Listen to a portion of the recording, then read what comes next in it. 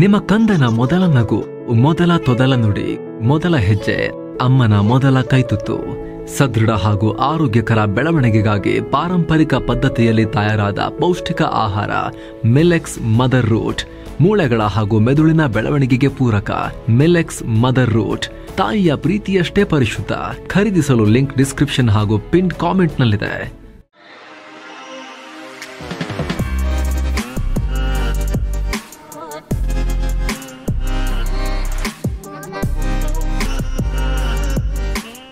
Hi friends, ದಿನದ ಎಲ್ಲಾ ಪ್ರಮುಖ ಸುದ್ದಿಯನ್ನ ನಿಮಗೆ ತಲುಪಿಸೋ ಮಸ್ತಮಗ.ಕಾಮ್ನ ಫುಲ್ ನ್ಯೂಸ್ಗೆ ಸ್ವಾಗತ. ಭಾರತದ ಪರಮಶತ್ರು ಪೆಹಲ್ಗಾಂನಲ್ಲಿ ಭಾರತೀಯರ ಹತ್ಯೆ ಮಾಡಿದ್ದ ಪಾಕ್ ಪ್ರಾಯೋಜಿತ ಟಿಆರ್ಎಫ್ ಸಂಘಟನೆ ಮತ್ತೆ ಭಾರತವನ್ನ ಕೆಣಕಿದೆ. ಜಮ್ಮು ಕಾಶ್ಮೀರದಲ್ಲಿ ನಮ್ಮ ದಾಳಿ ಮುಂದುವರಿಯುತ್ತೆ ಅಂತ ಮತ್ತೆ ಧಮಕಿ ಹಾಕಿದೆ. ಈ ಬಗ್ಗೆ ಸ್ಟೇಟ್ಮೆಂಟ್ ಕೂಡ ರಿಲೀಸ್ ಮಾಡಿದೆ. ಅದರಲ್ಲಿ ಭಾರತ ಜಮ್ಮು ಕಾಶ್ಮೀರವನ್ನ ಅಕ್ರಮವಾಗಿ ವಶಪಡಿಸಿಕೊಂಡಿದೆ, ಹೀಗಾಗಿ ಶಸ್ತ್ರಾಸ್ತ್ರಗಳ ಮೂಲಕ ಹೋರಾಡೋದು ಅಗತ್ಯ. ನಾವು ಮಾಡ್ತಿರೋದು ಕಾನೂನು ದೃಷ್ಟಿಯಿಂದ ಸರಿಯಾಗಿದೆ ಅಂತ ತನ್ನ ನಾಚಿಗೇಡಿನ ದಾಳಿಯನ್ನ, ತಮ್ಮ ಮತಾಂಧತೆಯನ್ನ ಸಮರ್ಥನೆ ಮಾಡಿಕೊಂಡಿದೆ. ಅಲ್ಲದೆ ಪಾಕ್ನ ಉಪಪ್ರಧಾನಿ ಇಶಾಕ್ ದಾರ್ ವಿರುದ್ಧವೂ ಕಿಡಿಕಾರಿದೆ. ಆತ ಅಮೆರಿಕ ನೆಲದಲ್ಲಿ ನಿಂತು ಟಿಆರ್ಎಫ್ ಅನ್ನ ಉಗ್ರ ಸಂಘಟನೆಗೆ ಸೇರಿಸಿದ್ರೆ ಅಬ್ಜೆಕ್ಷನ್ ಇಲ್ಲ ಅಂತ ಹೇಳ್ತಾರೆ. ಅದು ತಪ್ಪು. ಅಮೆರಿಕ ತಗೊಂಡಿರೋ ಈ ಕ್ರಮ ಅನ್ಯಾಯ. ನಾವು ಉಗ್ರರಲ್ಲ, ನಾವು ಕಾಶ್ಮೀರದ ಸ್ವಾತಂತ್ರ್ಯ ಹೋರಾಟಗಾರರು. ಭಾರತ ವಶಪಡಿಸಿಕೊಂಡಿರೋ ಕಾಶ್ಮೀರದ ವಿರುದ್ಧ ಹೋರಾಡ್ತೀವಿ ಅಂತ ತಮ್ಮ ರಾಕ್ಷಸತನವನ್ನ ಸಮರ್ಥನೆ ಮಾಡಿಕೊಂಡಿದೆ. ಅಲ್ಲದೆ ಅಮೆರಿಕ ಮತ್ತು ಇತರ ಶಕ್ತಿಗಳು ಕಾಶ್ಮೀರಿ ಗುಂಪುಗಳನ್ನ ಹತಾಶೆಗೊಳಗಾಗಿ ಉಗ್ರ ಸಂಘಟನೆಗಳಂತ ಹೆಸರಿಸ್ತಿವೆ. ಭಾರತ ಅಮೆರಿಕ ಮೇಲೆ ಒತ್ತಡ ಹಾಕಿದ ನಂತರ ಈ ಕ್ರಮ ತಗೊಳ್ಳಲಾಗಿದೆ ಅಂತ ಹೇಳಿದೆ. ಈ ಮೂಲಕ ಭಾರತ ಅಷ್ಟೆಲ್ಲ ಏಟು ಕೊಟ್ರೂ ಪಾಕಿಸ್ತಾನ ಮತ್ತೆ ತನ್ನ ಸಂತಾನಗಳ ಬಾಯಲ್ಲಿ ಭಾರತದ ವಿರುದ್ಧ ದ್ವೇಷ ಕಕ್ಕಿಸೋ ಕೆಲಸ ಮಾಡಿದೆ. ಇನ್ನೊಂದ್ ಕಡೆ ಸೆಪ್ಟೆಂಬರ್ನಲ್ಲಿ ನಡೆಯಲಿರೋ ಏಷ್ಯಾ ಕಪ್ ಟೂರ್ನಿ ಬಗ್ಗೆ ಭಾರತದಲ್ಲಿ ತೀವ್ರ ಆಕ್ರೋಶ ವ್ಯಕ್ತವಾಗ್ತಿದೆ. ರಾಷ್ಟ್ರೀಯ ಭದ್ರತೆ ಕಾರಣ ನೀಡಿ ಈ ಪಾಕ್ ಜೊತೆಗಿನ ಮ್ಯಾಚ್ ಅನ್ನ ಬಾಯ್ಕಾಟ್ ಮಾಡಿ ಅಂತ ವಿಪಕ್ಷಗಳು ಆಗ್ರಹಿಸಿವೆ. ರಾಜ್ಯಸಭಾ ಸಂಸದೆ ಪ್ರಿಯಾಂಕಾ ಚತುರ್ವೇದಿ ಮಾತನಾಡಿ, ಭಾರತೀಯರು ಮತ್ತು ಸೈನಿಕರ ತ್ಯಾಗಕ್ಕೆ ಬೆಲೆ ಕೊಡಿ, ಈ ರೀತಿಯೆಲ್ಲ ಹಣ ಮಾಡೋದನ್ನ ನಿಲ್ಸಿ ಅಂತ ಹೇಳಿದ್ದಾರೆ. ಅಲ್ಲದೆ ಭಾರತದಲ್ಲೇ ಆಗ್ಲಿ ವಿದೇಶದಲ್ಲೇ ಆಗ್ಲಿ ಪಾಕಿಸ್ತಾನದ ಜೊತೆಗಿನ ಯಾವುದೇ ಕ್ರಿಕೆಟ್ ಮ್ಯಾಚ್ ಅನ್ನ ಭಾರತೀಯರು ವಿರೋಧಿಸ್ತಾರೆ ಅಂತ ಹೇಳಿದ್ದಾರೆ. ಇತ್ತ ಜಾರ್ಖಂಡ್ನ ಕಾಂಗ್ರೆಸ್ ಲೋಕಸಭಾ ಸಂಸದ ಸುಖದೇವ್ ಭಗತ್ ಸದ್ಯದ ಪರಿಸ್ಥಿತಿಯಲ್ಲಿ ಸ್ಪೋರ್ಟ್ಸ್ ಪ್ರಮುಖ ಪಾತ್ರ ವಹಿಸಲ್ಲ ಅಂತ ಹೇಳಿದ್ದಾರೆ. ಇತ್ತೀಚೆಗಷ್ಟೇ ಟೀಂ ಇಂಡಿಯಾದ ಮಾಜಿ ಕ್ರಿಕೆಟಿಗರು ವರ್ಲ್ಡ್ ಲೆಜೆಂಡ್ಸ್ ಚಾಂಪಿಯನ್ಸ್ನಲ್ಲಿ ಪಾಕ್ ಜೊತೆಗೆ ನಾವು ಆಡಲ್ಲ ಅಂತ ಹೇಳಿದ್ರು. ಪಹಲ್ಗಾಮ್ ದಾಳಿಯನ್ನ ಉಲ್ಲೇಖಿಸಿ ಹಿಂದೆ ಸರಿದಿದ್ರು. ಅದರ ಬೆನ್ನಲ್ಲೇ ಈ ಏಷ್ಯಾ ಕಪ್ನಲ್ಲೂ ಭಾರತ ಹಾಗೆ ಮಾಡಬೇಕು ಅನ್ನೋ ಕೂಗು ಕೇಳಿ ಬರ್ತಿದೆ. ಸದ್ಯ ಇದುವರೆಗೂ ಈ ಕುರಿತು ಬಿಸಿಸಿಐ ಯಾವುದೇ ಹೇಳಿಕೆಯನ್ನ ಪ್ರಕಟಿಸಿಲ್ಲ. ಈ ಮಧ್ಯೆ ಪ್ರಧಾನಿ ಮೋದಿ ಉಗ್ರರಿಗೆ ಮತ್ತೆ ಎಚ್ಚರಿಕೆಯನ್ನ ಕೊಟ್ಟಿದ್ದಾರೆ. ತಮಿಳುನಾಡಲ್ಲಿ ಮಾತನಾಡಿರೋ ಮೋದಿ, ಭಾರತ ತನ್ನ ಸಾರ್ವಭೌಮತ್ವದ ಮೇಲೆ ದಾಳಿಯಾದ್ರೆ ಅದನ್ನ ಸಹಿಸೋದಿಲ್ಲ. ಅದನ್ನ ಆಪರೇಷನ್ ಸಿಂಧೂರ್ ಮೂಲಕ ಭಾರತ ಜಗತ್ತಿಗೆ ತೋರಿಸಿಕೊಟ್ಟಿದೆ ಅಂತ ಹೇಳಿದ್ದಾರೆ. ಅಲ್ಲದೆ ಉಗ್ರರು ಮತ್ತು ಭಾರತದ ಶತ್ರುಗಳು ಎಲ್ಲಿದ್ರೂ ಸೇಫ್ ಅಲ್ಲ. ಗಡಿಯಾಚೆಗೆ ಭಾರತ ಮಾಡಿರೋ ಸೇನಾ ದಾಳಿ ದೇಶದಾದ್ಯಂತ ಆತ್ಮವಿಶ್ವಾಸ ಹುಟ್ಟುಹಾಕಿದೆ ಅಂತ ಪಿಎಂ ಮೋದಿ ಆಪರೇಷನ್ ಸಿಂಧೂರ್ ಯಶಸ್ಸಿನ ಬಗ್ಗೆ ಮತ್ತೊಮ್ಮೆ ನೆನಪಿಸಿದ್ದಾರೆ. ಇನ್ನು ತಮಿಳುನಾಡಲ್ಲೇ ಉಳಿದಿರೋ ಮೋದಿ ಬೃಹದೀಶ್ವರ ದೇವಸ್ಥಾನಕ್ಕೆ ಭೇಟಿ ನೀಡಿ ಪ್ರಾರ್ಥನೆ ಸಲ್ಲಿಸಿದ್ದಾರೆ. ಸಾಂಪ್ರದಾಯಿಕ ತಮಿಳು ಉಡುಗೆ ಧರಿಸಿ ದೇವಸ್ಥಾನದ ಕಾರ್ಯಕ್ರಮಗಳಲ್ಲಿ ಭಾಗಿಯಾಗಿದ್ದಾರೆ. ಚೋಳ ಸಾಮ್ರಾಟ 1ನೇ ರಾಜೇಂದ್ರ ಚೋಳರ ಜನ್ಮದಿನದ ಆಚರಣೆಗೆ ಮೋದಿ ಈ ಭೇಟಿಯನ್ನ ನೀಡಿದ್ದಾರೆ. ದೇವಾಲಯದ ಅರ್ಚಕರು ಪೂರ್ಣ ಕುಂಭಂ ಆಚರಣೆಯೊಂದಿಗೆ ಮೋದಿ ಅವರನ್ನ ಬರಮಾಡಿಕೊಂಡಿದ್ದಾರೆ. ಇನ್ನು ಕೇಂದ್ರ ಸಂಸ್ಕೃತಿ ಸಚಿವಾಲಯ 1ನೇ ರಾಜೇಂದ್ರ ಚೋಳರ ನೌಕಾ ದಂಡಯಾತ್ರೆಯ 1000 ವರ್ಷಗಳ ಸವಿ ನೆನಪಿಗಾಗಿ 4 ದಿನಗಳ ಉತ್ಸವವನ್ನ ಹಮ್ಮಿಕೊಂಡಿದೆ. ಉತ್ಸವದಲ್ಲಿ ಪಿಎಂ ಮೋದಿ ಮಾತನಾಡಿದ್ದಾರೆ. ತಮಿಳುನಾಡಲ್ಲಿ ಚೋಳ ಸಾಮ್ರಾಟರಾದ ರಾಜಾರಾಜ ಚೋಳ ಮತ್ತು 1ನೇ ರಾಜೇಂದ್ರ ಚೋಳರ ಪ್ರತಿಮೆಗಳನ್ನ ಸ್ಥಾಪನೆ ಮಾಡಲಾಗುತ್ತೆ ಅಂತ ಅನೌನ್ಸ್ ಮಾಡಿದ್ದಾರೆ. ಈ ಮಧ್ಯೆ ಪಂಜಾಬ್ ಪೊಲೀಸರು ದೊಡ್ಡ ಆಪರೇಷನ್ ನಡೆಸಿದ್ದಾರೆ. ಕೇಂದ್ರ ಏಜೆನ್ಸಿಗಳ ಸಹಾಯದೊಂದಿಗೆ ಪಾಕ್ನ ಐಎಸ್ಐ ಬೆಂಬಲಿತ ಶಸ್ತ್ರಾಸ್ತ್ರ ಕಳ್ಳ ಸಾಗಾಣೆ ಜಾಲವನ್ನ ಭೇದಿಸಿ 5ರನ್ನ ಅರೆಸ್ಟ್ ಮಾಡಿದ್ದಾರೆ. ಇವರನ್ನ ಜೋಬನ್ಜಿತ್ ಸಿಂಗ್, ಗೋರಾ ಸಿಂಗ್, ಶೆನ್ಸಾನ್, ಸುನ್ನಿ ಸಿಂಗ್ ಮತ್ತು ಜಸ್ಪ್ರೀತ್ ಸಿಂಗ್ ಅಂತ ಗುರುತಿಸಲಾಗಿದೆ. ಇವರ ಬಳಿತ ಭಾರೀ ಪ್ರಮಾಣದ ಶಸ್ತ್ರಾಸ್ತ್ರಗಳು, 7.50 ಲಕ್ಷ ರೂಪಾಯಿ ನಗದು, ಕಾರು ಮತ್ತು 3 ಮೊಬೈಲ್ ಫೋನ್ಗಳನ್ನು ವಶಕ್ಕೆ ಪಡೆಯಲಾಗಿದೆ. ಪ್ರಾಥಮಿಕ ತನಿಖೆಯ ಪ್ರಕಾರ ಈ 5 ಪಾಕ್ನ ಐಎಸ್ಐ ಜೊತೆ ನೇರ ಸಂಪರ್ಕದಲ್ಲಿದ್ದಾರೆ ಅಂತ Punjab director general of police Gaurav Yadav ಹೇಳಿದ್ದಾರೆ. ಇನ್ನು ದಿಲ್ಲಿ ಪೊಲೀಸರು ನಿಷೇಧಿತ ಬಬ್ಬರ್ ಖಲ್ಸಾ ಸಂಘಟನೆಯ ಖಲಿಸ್ತಾನಿ ಉಗ್ರ ಕ್ರಿಮಿಯೊಂದನ್ನ ಹಿಡಿದಾಕಿದ್ದಾರೆ. ಈತನನ್ನ ಕರಣ್ ವೀರ್ ಅಂತ ಗುರುತಿಸಲಾಗಿದೆ. ಈ ಕರಣ್ ವೀರ್ ಇದೇ ವರ್ಷ ಏಪ್ರಿಲ್ನಲ್ಲಿ ಪಂಜಾಬ್ನ ಬಟಾಲಾ ಪೊಲೀಸ್ ಠಾಣೆ ಮೇಲೆ ನಡೆಸಿದ ಸ್ಫೋಟಕ ದಾಳಿ ಕೇಸಲ್ಲಿ ಬೇಕಾಗಿದ್ದ. ಅಲ್ಲದೆ ಅಕ್ರಮ ಶಸ್ತ್ರಾಸ್ತ್ರ ಕಳ್ಳ ಸಾಗಾಣಿಕೆಯಲ್ಲಿ ತೊಡಗಿಸಿಕೊಂಡಿದ್ದ. ಈತನ ಮೇಲೆ ಇಂಟರ್ಪೋಲ್ ಕೂಡ ರೆಡ್ ಕಾರ್ನರ್ ನೋಟಿಸ್ ಜಾರಿ ಮಾಡಿತ್ತು. ಈತನನ್ನೀಗ ದಿಲ್ಲಿ ಪೊಲೀಸರೇ ಹೆಡಿಮುರಿ ಕಟ್ಟಿದ್ದಾರೆ. ಇನ್ನು ಇತ್ತೀಚೆಗಷ್ಟೇ ಸೇಮ್ ಕೇಸಲ್ಲಿ ನಿಷೇಧಿತ ಬಬ್ಬರ್ ಖಲ್ಸಾ ಸಂಘಟನೆಯ ಆಕಾಶ್ ದೀಪ್ ಸಿಂಗ್ ಅನ್ನೋನನ್ನ ಬಂಧಿಸಲಾಗಿತ್ತು. ಅದರ ಬೆನ್ನಲ್ಲೇ ಈ ಬೆಳವಣಿಗೆಯಾಗಿದೆ. ಇತ್ತ ದೇಶದೊಳಗೆ ಕೆಂಪು ಉಗ್ರರ ಸಂಹಾರ ಮುಂದುವರೆದಿದೆ. ಭದ್ರತಾ ಪಡೆಗಳು ಛತ್ತೀಸ್ಗಢನ ಬಿಜಾಪುರ ಜಿಲ್ಲೆಯಲ್ಲಿ 4 ನಕ್ಸಲರನ್ನ ಹೊಡೆದುರುಳಿಸಿವೆ.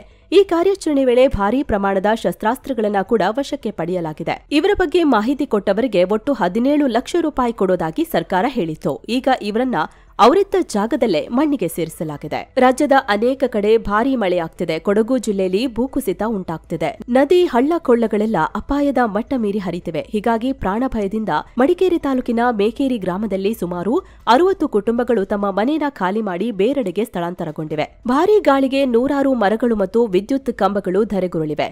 ಸದ್ಯ ಎನ್ಡಿಆರ್ಎಫ್ ಮತ್ತು ಕೊಡಗು ಜಿಲ್ಲಾಡಳಿತ ಕಟ್ಟೆಚ್ಚರ ವಹಿಸಿದೆ. 2018ರಲ್ಲಿ ಉಂಟಾಗಿದ್ದ ಭೂಕುಸಿತ ಮತ್ತೆ ಆಗ್ಬೋದು ಅನ್ನೋ ಆತಂಕ ಶುರುವಾಗಿದೆ. ಅತ್ತ ಸೋಮವಾರಪೇಟೆ ತಾಲೂಕಿನ ಬಜಗುಂಡಿ ಗ್ರಾಮದಲ್ಲಿ ಚಲಿಸುತ್ತಿದ್ದ ಕಾರಿನ ಮೇಲೆ ಬೃಹತ್ ಮರ ಬಿದ್ದಿದೆ. ಪ್ರಯಾಣಿಕ ಕೂದಲೆಳೆ ಅಂತರದಲ್ಲಿ ಪಾರಾಗಿದ್ದಾರೆ. ಇನ್ನು ಹಾರಂಗಿ ಜಲಾಶಯದಿಂದ ಹಾರಂಗಿ ನದಿಗೆ ಹೆಚ್ಚುವರಿ ನೀರು ಬಿಡುಗಡೆ ಮಾಡಿದ್ದು ಕಾವೇರಿ ಹಾಗೂ ಅದರ ಉಪನದಿ ಹಾರಂಗಿ ಅಪಾಯದ ಮಟ್ಟ ಮೀರಿ ಹರಿತಿದೆ. ಪರಿಣಾಮ ಕುಶಾಲನಗರ ತಾಲೂಕಿನ ಹುದುಗೂರು ವ್ಯಾಪ್ತಿಯ ಗದ್ದೆಗಳಿಗೆ ಭಾರೀ ನೀರು ನುಗ್ಗಿದೆ. ಹೊರಹರಿವು ಹೆಚ್ಚಾದ್ರೆ ಮನೆಗಳಿಗೆ ನೀರು ನುಗ್ಗುವ ಸಾಧ್ಯತೆ ಇದೆ ಎನ್ನಲಾಗ್ತಿದೆ. ಅತ್ತ ಪೊನ್ನಂಪೇಟೆ ತಾಲೂಕಿನ ಹಲವೆಡೆ ತಗ್ಗು ಪ್ರದೇಶ ಜಲಾವೃತಗೊಂಡಿವೆ. ಇನ್ನೊಂದು ಕಡೆ ಚಿಕ್ಕಮಗಳೂರು ಜಿಲ್ಲೆಯಲ್ಲೂ ಎಡೆಬಿಡದೆ ಮಳೆ ಸುರಿತಿದೆ. ಶೃಂಗೇರಿ ಮಂಗಳೂರು ರಾಷ್ಟ್ರೀಯ ಹೆದ್ದಾರಿ 169ರಲ್ಲಿ ಗುಡ್ಡ ಕುಸಿದು ಕೆಲಕಾಲ ರಸ್ತೆ ಸಂಚಾರ ಸ್ಥಗಿತಗೊಂಡಿತ್ತು. ಇನ್ನು ಭಾರೀ ಮಳೆಯಿಂದಾಗಿ ಶೃಂಗೇರಿ ಶಾರದಾ ಮಠದ ಸುತ್ತಮುತ್ತಲಿನ ಪ್ರದೇಶಗಳು ಜಲಾವೃತವಾಗುವ ಸಾಧ್ಯತೆ ಇದೆ. ಇನ್ನು ಕಳೆದ 24 ಗಂಟೆಗಳಲ್ಲಿ ಚಿಕ್ಕಮಗಳೂರು ಜಿಲ್ಲೆ ಶೃಂಗೇರಿ ತಾಲೂಕಿನ ಬೇಗಾರ ಅನ್ನೋ ಕಡೆ ಅತಿ ಹೆಚ್ಚು ಅಂದ್ರೆ 182 ಮಿಲಿಮೀಟರ್ ಮಳೆಯಾಗಿದೆ. ಮುಂದಿನ 24 ಗಂಟೆಗಳಲ್ಲಿ ಉತ್ತರ ಕನ್ನಡ, ಉಡುಪಿ, ದಕ್ಷಿಣ ಕನ್ನಡ, ಕೊಡಗು, ಚಿಕ್ಕಮಗಳೂರು, ಹಾಸನ ಹಾಗೂ ಶಿವಮೊಗ್ಗ ಜಿಲ್ಲೆಗಳಲ್ಲಿ ಭಾರೀ ಮಳೆಯಾಗುವ ಸಾಧ್ಯತೆ ಇದೆ. ಹೀಗಾಗಿ ಆ ಭಾಗದಲ್ಲಿ ಆರೆಂಜ್ ಅಲರ್ಟ್ ಘೋಷಿಸಲಾಗಿದೆ. ಉಳಿದೆಲ್ಲ ಜಿಲ್ಲೆಗಳಿಗೆ ಯೆಲ್ಲೋ ಅಲರ್ಟ್ ಅನೌನ್ಸ್ ಮಾಡಲಾಗಿದೆ. ಇನ್ನು ನೇತ್ರಾವತಿ ನದಿ ತೀರದಲ್ಲಿ ನಡೆದಿದೆ ಎನ್ನಲಾದ ಸರಣಿ ಕೊಲೆ ಕೇಸ್ ಸಂಬಂಧ ರಾಜ್ಯ ಸರ್ಕಾರ ನೇಮಿಸಿರೋ ಎಸ್ಐಟಿ ತನಿಖೆಯನ್ನ ಚುರುಕುಗೊಳಿಸಿದೆ. ಶವಗಳನ್ನ ಹೂತಿಟ್ಟಿದ್ದೇನೆ ಅಂತೇಳಿರೋ ದೂರುದಾರನನ್ನ ಶನಿವಾರ ಎಸ್ಐಟಿ ತೀವ್ರ ವಿಚಾರಣೆಗೆ ಒಳಪಡಿಸಿದೆ. ಎಸ್ಐಟಿ ತಂಡದ ಮುಖ್ಯಸ್ಥ ಪ್ರಣವ್ ಮೊಹಂತಿ ದೂರುದಾರನನ್ನ ಸುಮಾರು 8 ಗಂಟೆಗಳ ಕಾಲ ವಿಚಾರಣೆ ಮಾಡಿದ್ದಾರೆ. ಯಾವ್ಯಾವ ವರ್ಷದಲ್ಲಿ ಎಷ್ಟು ಶವ ಹೂತಿದ್ದೀರಾ, ಯಾವ ಪ್ರದೇಶದಲ್ಲಿ ಶವ ಹೂತಿದ್ದೀರಿ, ಈಗ ಆ ಜಾಗ ತೋರಿಸ್ತೀರಾ, ನಿಮ್ಗೆ ಯಾರಾದ್ರೂ ಒತ್ತಡ ಹಾಕಿದ್ರಾ, ಕಾರಲ್ಲಿ ಶವ ತಂದಿದ್ಯಾರು, ಶವಗಳನ್ನ ತಂದಾಗ ಯಾವ ಸ್ಥಿತಿಯಲ್ಲಿದ್ವೋ, ಹೂತಿಟ್ಟ ಶವಗಳಲ್ಲಿ ಮಹಿಳೆಯರ ಶವಗಳೆಷ್ಟು, ನೀವು ಮೊದಲಿದ್ದ ಸ್ಥಳವನ್ನ ಬಿಟ್ಟು ಹೋಗಿದ್ದೇಕೆ, ಅಂದೇ ಪೊಲೀಸರ ಗಮನಕ್ಕೆ ಯಾಕೆ ತರಲಿಲ್ಲ, ಹೀಗೆ ದೂರುದಾರನನ್ನ ಸಾಲು ಸಾಲು ಪ್ರಶ್ನೆ ಕೇಳಲಾಗಿದೆ. ಇದಕ್ಕುತ್ತರಿಸಿದ ದೂರುದಾರ, ನನಗೆ ಪಾಪ ಪ್ರಜ್ಞೆ ಕಾಡ್ತಿದೆ, ನಾನು ಹೇಳಿದ್ದೆಲ್ಲ ಸತ್ಯ, ನಾನು ಶವ ಹೂತಿಟ್ಟ ಜಾಗ ತೋರಿಸ್ತೇನೆ, ನನಗೆ ಎಲ್ಲಾ ನೆನಪಿದೆ. ಹೂತಿಟ್ಟ ಶವಗಳಲ್ಲಿ ಮಹಿಳೆಯರದ್ದೇ ಹೆಚ್ಚು, ಕೆಲ ಮಹಿಳೆಯರ ಶವಗಳು ನಗ್ನ ಸ್ಥಿತಿಯಲ್ಲಿದ್ವು. ಇವೆಲ್ಲ ಅನಾಥ ಶವಗಳು ಅಂತ ನಾನು ಭಾವಿಸಿದ್ದೆ. ಅನಂತರ ನನಗೆ ಅನುಮಾನ ಬರೋಕೆ ಶುರುವಾಯ್ತು. ನನಗೆ ಯಾರ ಭಯ, ಒತ್ತಡ ಇಲ್ಲ. ಸಮಗ್ರ ತನಿಖೆ ನಡೆಸಿ ತಪ್ಪಿತಸ್ಥರಿಗೆ ಶಿಕ್ಷೆ ಕೊಡ್ಸಿ. ನನ್ನ ಹೇಳಿಕೆಗೆ ಈಗ್ಲೂ ನಾನು ಬದ್ಧನಾಗಿದ್ದೀನಿ. ಶವ ಹೂತಿಟ್ಟ ಜಾಗಗಳನ್ನ ತೋರಿಸೋಕೆ ಸಿದ್ಧನಿದ್ದೇನೆ ಅಂತ ಹೇಳ್ಕೊಂಡಿದ್ದಾರೆ. ಇನ್ನು ಭಾನುವಾರ ಕೂಡ ಎಸ್ಐಟಿ ತಂಡ ದೂರುದಾರರನ್ನ ವಿಚಾರಣೆ ಮಾಡಿದೆ. ವಿಶೇಷ ತನಿಖಾ ತಂಡದ ಮುಖ್ಯಸ್ಥ ಪ್ರಣವ್ ಮೊಹಂತಿ ಅವರೇ ಸ್ವತಃ ವಿಚಾರಣೆ ನಡೆಸಿದ್ದಾರೆ. 100 ಶವ ಹೂತು ಹಾಕಿದ್ದ ವೇಳೆ ನಿನ್ನ ಜೊತೆ ಯಾರ್ಯಾರಿದ್ರು, ಮೃತದೇಹ ಹೂತು ಹಾಕಲು ಬಲವಂತ ಪಡಿಸಿದ ಮೇಲ್ವಿಚಾರಕರ ಹೆಸರೇನು, ಅವರು ಇನ್ನೂ ಜೀವಂತವಾಗಿ ಇದ್ದಾರಾ ಅನ್ನೋ ಮಾಹಿತಿ ಇದೆಯಾ ಇತ್ಯಾದಿ ಪ್ರಶ್ನೆಗಳನ್ನ ಕೇಳಿದ್ದಾರೆ. ಇನ್ನು ಸ್ಮಾರ್ಟ್ ಮೀಟರ್ ಖರೀದಿಯಲ್ಲಿ ಅಕ್ರಮ ನಡೆದಿದೆ ಎನ್ನಲಾದ ಕೇಸ್ನಲ್ಲಿ ಇಂಧನ ಸಚಿವ ಕೆಜೆ ಜಾರ್ಜ್ಗೆ ಸಂಕಷ್ಟ ಎದುರಾಗಿದೆ. ಈ ಕೇಸ್ಗೆ ಸಂಬಂಧಿಸಿ ಜಾರ್ಜ್ ವಿರುದ್ಧ ಪಿಸಿಆರ್ ಅಂದ್ರೆ ಖಾಸಗಿ ದೂರಿನ ಆಧಾರದಡಿ ಕ್ರಿಮಿನಲ್ ಕೇಸ್ ದಾಖಲಿಸಿಕೊಳ್ಳೋಕೆ ಜನಪ್ರತಿನಿಧಿಗಳ ವಿಶೇಷ ಕೋರ್ಟ್ ಆದೇಶಿಸಿದೆ. ಜೊತೆಗೆ ಆರೋಪಿಗಳ ವಿರುದ್ಧದ ದೂರಿನ ಕುರಿತಾದ ವಸ್ತುಸ್ಥಿತಿ ವರದಿಯನ್ನ ಕೋರ್ಟ್ಗೆ ಸಲ್ಲಿಸಿ ಅಂತ ಲೋಕಾಯುಕ್ತ ಪೊಲೀಸರಿಗೆ ಆದೇಶ ನೀಡಲಾಗಿದೆ. ಅರ್ಜಿಯ ಮುಂದಿನ ವಿಚಾರಣೆಯನ್ನು ಆಗಸ್ಟ್ 11ಕ್ಕೆ ಮುಂದೂಡಲಾಗಿದೆ. ಅಂದಹಾಗೆ ಸ್ಮಾರ್ಟ್ ಮೀಟರ್ ಖರೀದಿಲಿ ಭಾರಿ ಅಕ್ರಮ ನಡೆದಿದೆ ಅಂತ ಬಿಜೆಪಿ ನಾಯಕರು ಜನಪ್ರತಿನಿಧಿಗಳ ವಿಶೇಷ ಕೋರ್ಟ್ನಲ್ಲಿ ಖಾಸಗಿ ದೂರು ದಾಖಲಿಸಿದ್ರು. ಇತರೆ ಕಂಪನಿಗಳನ್ನ ಕೈಬಿಟ್ಟು ದಾವಣಗೆರೆ ಮೂಲದ ರಾಜಶ್ರೀ ಎಲೆಕ್ಟ್ರಿಕಲ್ಸ್ಗೆ ಮಾತ್ರ ಗುತ್ತಿಗೆ ನೀಡಲಾಗಿದೆ. ಈ ಕಂಪನಿಗೆ ಗುತ್ತಿಗೆ ನೀಡೋಕಂತ್ಲೆ ಇತರ ಕಂಪನಿಗಳನ್ನ ಟೆಂಡರ್ನಲ್ಲಿ ಭಾಗವಹಿಸದಂತೆ ನೋಡಿಕೊಳ್ಳಲಾಗಿದೆ.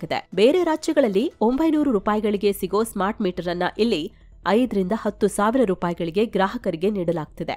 ಹೀಗಾಗಿ ಎಫ್ಐಆರ್ ದಾಖಲಿಸಿ ತನಿಖೆ ನಡೆಸುವಂತೆ ಆದೇಶಿಸಬೇಕು ಅಂತ ಶಾಸಕ ಸಿಎನ್ ಅಶ್ವತ್ಥನಾರಾಯಣ್, ಎಸ್ಆರ್ ವಿಶ್ವನಾಥ್ ಹಾಗೂ ಧೀರಜ್ ಮುನಿರಾಜು ಖಾಸಗಿ ದೂರು ದಾಖಲಿಸಿದ್ರು. ಈ ದೂರಿನಲ್ಲಿ ಇಂಧನ ಮಂತ್ರಿ ಕೆಜೆ ಜಾರ್ಜ್, ಇಂಧನ ಇಲಾಖೆ ಹೆಚ್ಚುವರಿ ಕಾರ್ಯದರ್ಶಿ ಗೌರವ್ ಗುಪ್ತಾ, ಬೆಸ್ಕಾಂ ಮಾಜಿ ವ್ಯವಸ್ಥಾಪಕ ನಿರ್ದೇಶಕ ಮಹಾಂತೇಶ್ ಬೀಳಗಿ ಮತ್ತು ಬೆಸ್ಕಾಂನ ತಾಂತ್ರಿಕ ನಿರ್ದೇಶಕ ಎಚ್ಜೆ ರಮೇಶ್ ಅನ್ನೋರ ಹೆಸರುಗಳನ್ನ ಉಲ್ಲೇಖಿಸಲಾಗಿತ್ತು. ಅದರ ಬೆನ್ನಲ್ಲೇ ಕೋರ್ಟ್ ಈ ಆದೇಶ ನೀಡಿದೆ. ಉತ್ತರಾಖಂಡ್ನ ಹರಿದ್ವಾರದ ಮಾನಸಾದೇವಿ ಮಂದಿರದಲ್ಲಿ ಕಾಲ್ತುಳಿತ ಸಂಭವಿಸಿದೆ. ಪರಿಣಾಮ 6 ಜನ ಸಾವನ್ನಪ್ಪಿದ್ದು ಹಲವರು ಗಂಭೀರ ಗಾಯಗೊಂಡಿದ್ದಾರೆ. ದೇಗುಲದ ಪ್ರವೇಶ ಮಾರ್ಗದಲ್ಲಿ ವಿದ್ಯುತ್ ಶಾಕ್ ಬಗ್ಗೆ ವದಂತಿ ಹರಡಿ ಜನ ಆತಂಕಕ್ಕೀಡಾಗಿ ಈ ಕಾಲ್ತುಳಿತ ಸಂಭವಿಸಿದೆ ಅಂತ ಆರಂಭಿಕ ಮಾಹಿತಿ ಸಿಕ್ಕಿದೆ. ಇನ್ನು ಈ ಕಾಲ್ತುಳಿತ ಘಟನೆಗೆ ಪಿಎಂ ಮೋದಿ, ಉತ್ತರಾಖಂಡ ಸಿಎಂ ಪುಷ್ಕರ್ ಸಿಂಗ್ ಧಾಮಿ ಸೇರಿ ಅನೇಕ ನಾಯಕರು ಸಂತಾಪ ಸೂಚಿಸಿದ್ದಾರೆ. ಇನ್ನು ಕಾಲ್ತುಳಿತ ಘಟನೆಯಲ್ಲಿ ಸಾವನ್ನಪ್ಪಿದವರ ಕುಟುಂಬಕ್ಕೆ ಉತ್ತರಾಖಂಡ ಸಿಎಂ ಧಾಮಿ ತಲಾ 2 ಲಕ್ಷ, ಗಾಯಗೊಂಡವರಿಗೆ ತಲಾ 50,000 ರೂಪಾಯಿ ಪರಿಹಾರ ಘೋಷಣೆ ಮಾಡಿದ್ದಾರೆ. ತನಿಖೆಗೆ ಆದೇಶಿಸಿದ್ದಾರೆ. ಯೋಗಿ ಆಡಳಿತದ ಯುಪಿಲಿ ಮತ್ತೊಂದು ಮತಾಂಧ ಜಾಲ ಪತ್ತೆಯಾಗಿದೆ. ಪಾಕ್ಗೆ ಲಿಂಕ್ ಹೊಂದಿರೋ ಈ ಜಾಲವನ್ನ ಆಗ್ರಾ ಪೊಲೀಸರು ಹೆಡಿಮುರಿ ಕಟ್ಟಿದ್ದು ಕನಿಷ್ಠ 14 ದುಷ್ಕರ್ಮಿಗಳನ್ನ ಅರೆಸ್ಟ್ ಮಾಡಿದ್ದಾರೆ. ಇವರ ವಿಚಾರಣೆ ವೇಳೆಗೆ ಹಲವು ಸ್ಫೋಟಕ ಅಂಶಗಳು ಗೊತ್ತಾಗಿವೆ. ಲುಡೋ ಸ್ಟಾರ್ದಂತಹ ಆನ್ಲೈನ್ ಗೇಮಿಂಗ್ ಪ್ಲಾಟ್ಫಾರ್ಮ್ಗಳ ಮೂಲಕ ಹಾಗೆ ಎನ್ಕ್ರಿಪ್ಟೆಡ್ ಮೆಸೇಜಿಂಗ್ ಆಪ್ಗಳ ಮೂಲಕ ಸೋಷಿಯಲ್ ಮೀಡಿಯಾದಲ್ಲಿ ಹಲವು ಹಿಂದೂ ಹುಡುಗಿಯರನ್ನ ಕಾಂಟ್ಯಾಕ್ಟ್ ಮಾಡಲಾಗ್ತಿತ್ತು. ಅದರಲ್ಲಿ ಹಿಂದೂ ಧರ್ಮದ ಬಗ್ಗೆ ಟೀಕೆ ಮಾಡಿ ಇಸ್ಲಾಂ ನಂಬಿಕೆಗಳ ಬಗ್ಗೆ ಪ್ರಚಾರ ಮಾಡಲಾಗ್ತಿತ್ತು. ದವಾಹ್ ಅನ್ನೋ ಹೆಸರಲ್ಲಿ ಈ ದಂಧೆ ನಡೀತಿತ್ತು. ಉತ್ತರಾಖಂಡ್, ಯುಪಿ, ಹರಿಯಾಣ ರಾಜ್ಯದ ಹುಡುಗಿಯರನ್ನ ಟಾರ್ಗೆಟ್ ಮಾಡ್ತಿತ್ತು. ಅಲ್ಲಿನ ಹಾಸ್ಪಿಟಲ್, ಕೋರ್ಟ್ ಹೀಗೆ ಸಾರ್ವಜನಿಕರು ಹೆಚ್ಚಿರೋ ಜಾಗಗಳಿಗೆ ಹೋಗಿ ಅಲ್ಲಿ ಸಂಕಷ್ಟದಲ್ಲಿರೋ ಜನರನ್ನ ಈ ಮತಾಂಧರ ಗುಂಪು ಸಂಪರ್ಕಿಸುತ್ತಿತ್ತು. ಅವರಿಗೆ ತಮ್ಮ ಕಷ್ಟ ಪರಿಹರಿಸೋದಾಗಿ ಹೇಳಿ ಮನವೊಲಿಸಿ ಮತಾಂತರ ಮಾಡೋಕೆ ಯತ್ನಿಸಿತ್ತು. ಕ್ರೌಡ್ ಫಂಡಿಂಗ್ ಮತ್ತು ಕ್ರಿಪ್ಟೋ ಕರೆನ್ಸಿ ಮೂಲಕ ಹಣದ ವಹಿವಾಟು ನಡೆಸುತ್ತಿತ್ತು ಅಂತ ಪೊಲೀಸರು ಹೇಳಿದ್ದಾರೆ. ಈ ಹಣ ಗಾಜಾಗೂ ಲಿಂಕ್ ಹೊಂದಿದೆ ಅಂತ ಬಯಲಾಗಿದೆ. 2050ರ ಹೊತ್ತಿಗೆ ಭಾರತವನ್ನ ಇಸ್ಲಾಮಿಕ್ ದೇಶವನ್ನಾಗಿ ಪರಿವರ್ತಿಸುತ್ತೀವಿ ಅಂತ ಹೇಳಿ ಈ ಗುಂಪು ಈ ಕೆಲಸ ಮಾಡ್ತಿತ್ತು. ಪಾಕ್ ಮೂಲದ ತನ್ವೀರ್ ಅಹಮದ್ ಹಾಗೂ ಸಾಹಿಲ್ ಅದೀಬ್ ಅನ್ನೋ ಇಬ್ರು ಈ ಜಾಲದ ಹಿಂದಿರೋ ಮಾಸ್ಟರ್ ಮೈಂಡ್ಗಳಾಗಿದ್ದಾರೆ ಅಂತ ಪೊಲೀಸರು ಹೇಳಿದ್ದಾರೆ. ಮತಾಂತರಗೊಂಡ ಬಾಲಕಿಯರನ್ನ ಪಾಕ್ ವ್ಯಕ್ತಿಗಳ ಜೊತೆ ಸಂಪರ್ಕ ಹೊಂದುವಂತೆ ಮಾಡೋಕೆ ಕೆಲ ಕಾಶ್ಮೀರಿ ಹುಡುಗಿಯರು ಕೂಡ ಪ್ರಮುಖ ಪಾತ್ರ ವಹಿಸುತ್ತಿರೋದು ಗೊತ್ತಾಗಿದೆ. ಭಾರತ ಮತ್ತು ಇಂಗ್ಲೆಂಡ್ ಮಧ್ಯೆ ಮ್ಯಾಂಚೆಸ್ಟರ್ನಲ್ಲಿ ನಡೀತಿರೋ 4ನೇ ಟೆಸ್ಟ್ ಅನ್ನ ಡ್ರಾ ಮಾಡ್ಕೊಳ್ಳೋಕೆ ಭಾರತ ದೊಡ್ಡ ಹೋರಾಟ ನಡೆಸುತ್ತಿದೆ. ಮೊದಲ ಇನ್ನಿಂಗ್ಸ್ನಲ್ಲಿ ಭರ್ಜರಿ 669 ರನ್ಗಳನ್ನ ಕಲೆ ಹಾಕಿದ್ದ ಇಂಗ್ಲೆಂಡ್ ತಂಡ ಮ್ಯಾಚ್ನಲ್ಲಿ ಭಾರೀ ಮುನ್ನಡೆ ಕಾಯ್ದುಕೊಂಡಿತ್ತು. ಆದ್ರೀಗ 2ನೇ ಇನ್ನಿಂಗ್ಸ್ನಲ್ಲಿ ಭಾರತ ಕೂಡ ಅದಕ್ಕೆ ತಕ್ಕ ಪ್ರತಿಕ್ರಿಯೆ ನೀಡುತ್ತಿದೆ. ಟೆಸ್ಟ್ನ ಕೊನೆಯ ದಿನ ಆಗಿರೋದ್ರಿಂದ ಭಾರತ ಹಿನ್ನಡೆ ಅನುಭವಿಸಿ ಆಲ್ಔಟ್ ಆದ್ರೆ ಇಂಗ್ಲೆಂಡ್ ಈ ಟೆಸ್ಟ್ ಜೊತೆಗೆ 3-1 ಅಂತರದಲ್ಲಿ ಸರಣಿ ಕೂಡ ಗೆದ್ದಂತಾಗತ್ತೆ. ಹೀಗಾಗಿ ಸೋಲನ್ನ ಅನುಭವಿಸದೆ ಭಾರತ ಇಂಗ್ಲೆಂಡ್ ವಿರುದ್ಧ 5ನೇ ದಿನ ನಿರಂತರವಾಗಿ ಬ್ಯಾಟಿಂಗ್ ನಡೆಸಿ ಮ್ಯಾಚ್ ಅನ್ನ ಡ್ರಾ ಮಾಡ್ಕೊಳ್ಬೇಕಿದೆ. ಸದ್ಯ ಟೀಂ ಇಂಡಿಯಾ ಬ್ಯಾಟರ್ಗಳು ಚೆನ್ನಾಗಿ ಆಡ್ತಿದ್ದಾರೆ. ನಾಯಕ ಶುಭ್ಮನ್ ಗಿಲ್ 103 ಹಾಗೂ ಕನ್ನಡಿಗ ಕೆಎಲ್ ರಾಹುಲ್ 90 ರನ್ ಗಳಿಸಿ ಔಟ್ ಆಗಿದ್ದಾರೆ. ಇನ್ನು ಈ ವಿಡಿಯೋ ರೆಕಾರ್ಡ್ ಮಾಡೋ ಹೊತ್ತಿಗೆ ಭಾರತದ ಸ್ಕೋರ್ ಕಾರ್ಡ್ ಈ ತರ ಇತ್ತು. ಸೊ ಫ್ರೆಂಡ್ಸ್, ಇದಾಗಿತ್ತು ಇವತ್ತಿನ ಫುಲ್ ನ್ಯೂಸ್. ಮತ್ತೆ ಭೇಟಿಯಾಗ್ತಿರೋಣ. ನಮಸ್ಕಾರ.